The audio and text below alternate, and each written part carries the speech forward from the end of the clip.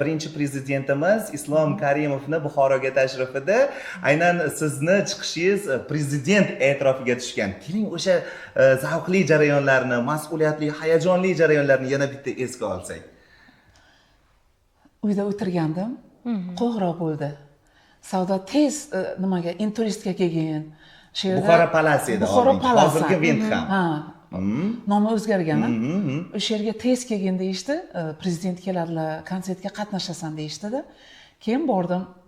Hech qanaqa tayyorgarliksiz. Yo'q, hech qanaqa tayyorgarliksiz. 5-nomerda edim men. Keyin 1-2, 3, 4-nomer ketdi. 4-mandan oldin qizlar edi. Buxoro ana nimalar chiqadi-ku, modniy qizlar, moda nimalar. Keyin ular chiqishdi-da, keyin qaytib kelishdi. Men endi hayajon bilan meni nomerim уже Prezidentning yonida yana qanday davlat? Vladimir Kuchma edilar, Ukrainani prezidenti. Mana. Keyin o'zimizni hokimimiz Samuel Qosimov Husaynov o'tirgan edilar.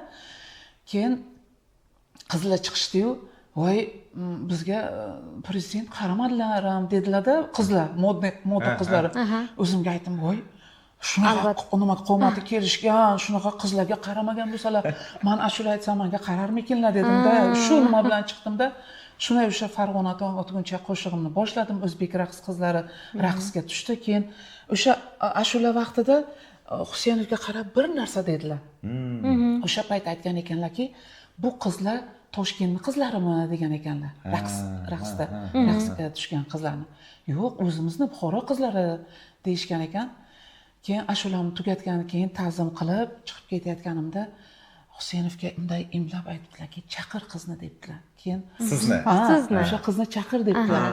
Hayajon ustida yana ham hayajon bosib ketgandir. Nega meni prezidentlar chaqiryapti deb. Keyin Husaynov men o'sha nimaga chiqayotgandim. Keyin Saodatxon bir bu yoqqa qarang dedilar. "Sizni prezident chaqiryaptilar. Keling qani" dedilar. Keyin keldik. O'rinlardan turdilar, qo'llarini uzatdilar, qo'limni uzatdim. Keyin shu savol-javob bo'ldi san'at to'g'risida. Keyin muammolar bormi? San'at qanday? Yaxshi bo'lyaptimi ijodlar? Men aytdim, hammasi yaxshi, Xudoga shukr.